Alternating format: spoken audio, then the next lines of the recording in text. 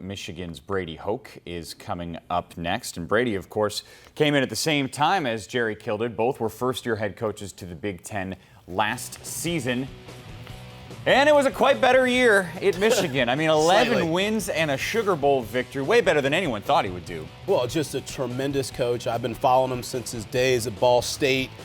Great motivator, brilliant between the ears, knows the game extremely well, and he can recruit. I've said this publicly. I think in the next 3 years, Michigan will win a national championship. I stand by that. I think their level of speed, their level of talent, and their level of coaching there, throwing in Greg Madison, the defensive coordinator, is unparalleled. I look for big things. Not to jump the gun, but think of that first game they have against Alabama. If they were to win, I mean, like you're saying, national championship, they'd be one of the front runners right away, and it would only be in his second season at the helm. He's addressing the media in Chicago as we speak. Number one, thanks to everybody here for coming and traveling and supporting the Big Ten Conference. And I can't tell you how excited we are as a team to be represented in such a great league. And to represent the University of Michigan is something that's very special to all of us. We're excited about the upcoming year. We're excited because of the hard work that our kids have put through since the end of the Sugar Bowl and the things that they've done as a team. I think the leadership is really what's important for us. Last year, we had a group of seniors that came together and did a tremendous job of leading a football team. And I think at the same time, those guys who are juniors or those guys who have played a lot of football understand now it's the expectations are in their hands. And we're excited about that.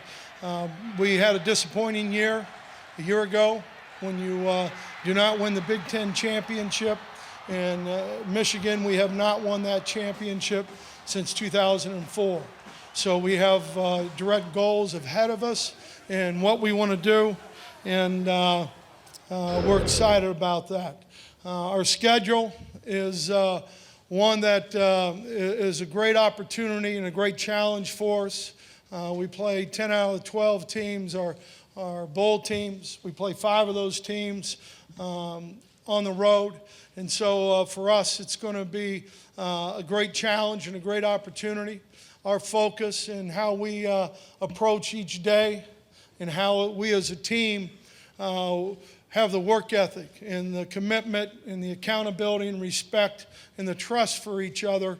That's what will make us successful. But we're glad to be here, glad to see you, kind of, but we're glad you're here, so thanks.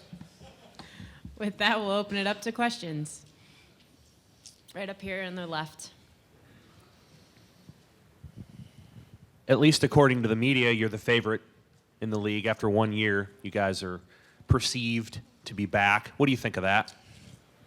You know, not much, to be honest with you. I think we were picked 5th in our division a year ago.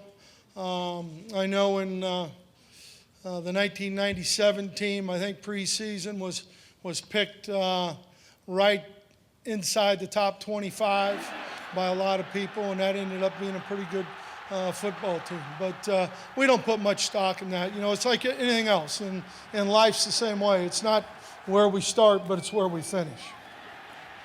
Got another question over here to the left. Leadership, a little bit. Who has stepped up the most so far to this point? Who would you like to see step up a little bit more? Well, you know, we're as a staff, we don't have the opportunity to be with those guys all summer because of the NCAA rules and those kind of things. But I think you can see the 3 guys that we brought are just part of that with Denard, and I think his development. I think Jordan Kovacs is an amazing story, number one, but how his leadership has grown. And then Taylor Lawand, who's going to be a junior for us, but I think he's really taken a lot of responsibility. Our next question's over here to the right. In the middle. With 2 teams ineligible in the leaders division and the possibility of Penn State taking a step back long term.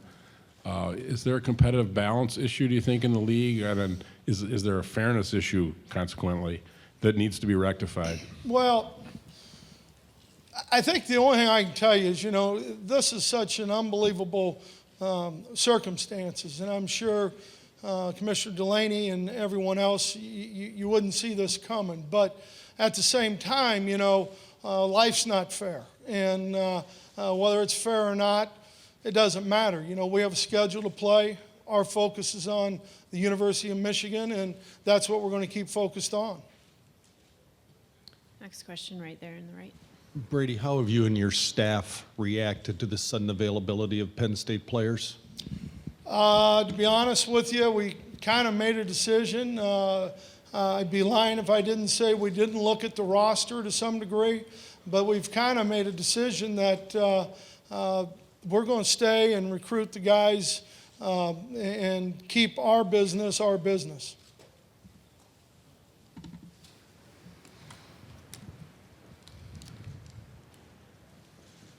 Questions? Right back there to the right, Mariana.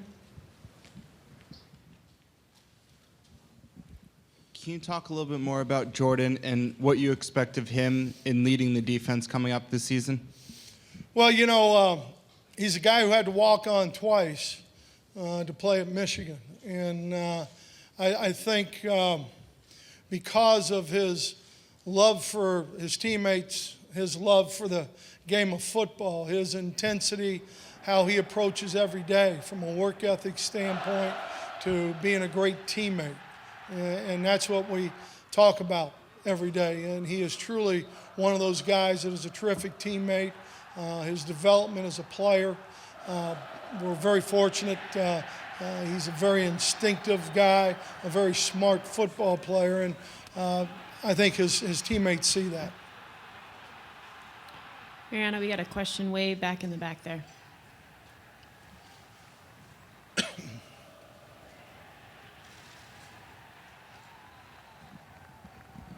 Have you made a determination as to whether Fitz Toussaint is going to play against Alabama or not?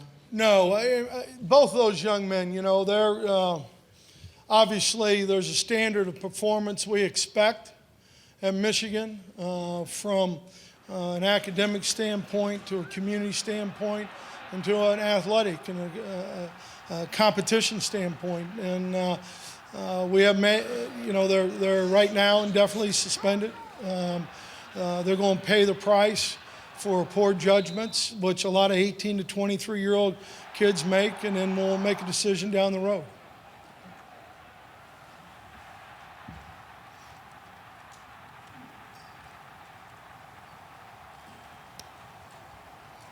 We're going to have a question over there to the right in the middle.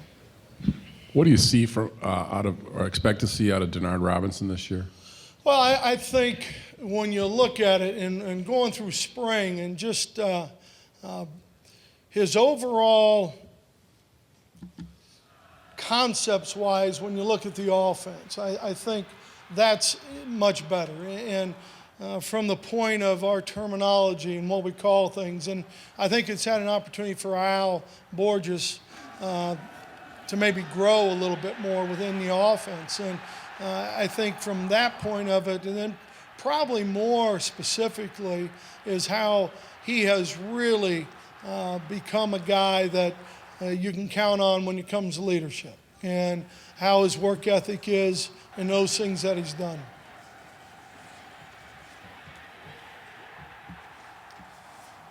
Over here to the left in the middle.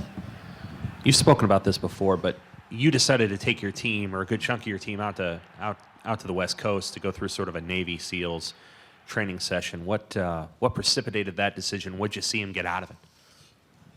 Well, everybody wants to focus on that 1 4-day period or 3-day period. That started in January. We do leadership seminars with our seniors, juniors, sophomores, and freshmen.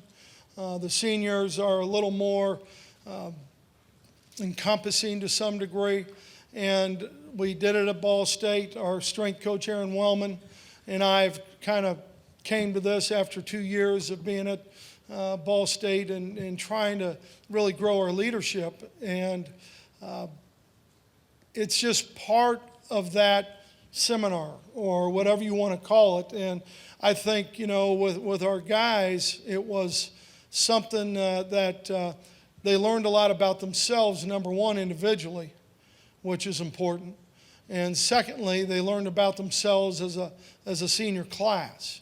And when you talk about the team and the commitment to each other and the accountability when they did the different things that the SEALs put them through. Coach, you got a question over there in the right aisle? Coach, we heard Urban Meyer say that maybe the Big Ten lacks a little speed and athleticism in comparison to the SEC. So I was just curious, with Alabama on your schedule, what strengths do you think your team and maybe even the conference has on those top SEC teams? Well, I think that's a hard question really to even answer because I think everybody's different. I think when people make the mistake of lumping, a conference into not having speed or whatever it might be, obviously we're playing the reigning national champions. They're a terrific football team, and they've done terrific things. We're excited about the opportunity, to go in a great venue, different venue, obviously, but and go line up and see what happens.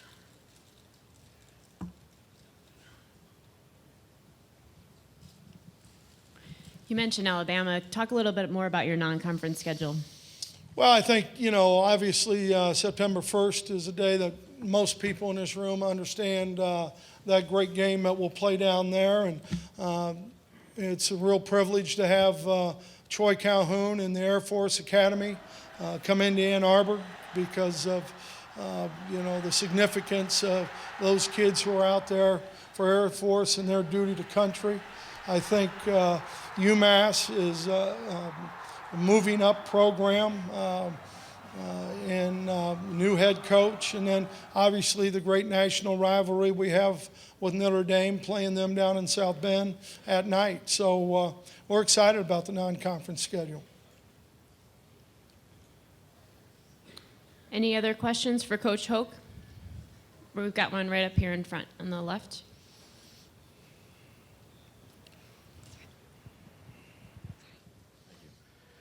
Coach, you were the beneficiary of the bowl system last year where you didn't have to win a division to still go to a BCS bowl.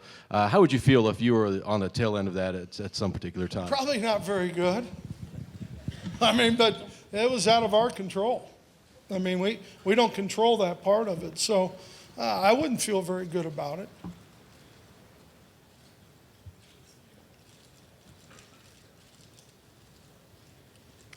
Any other questions?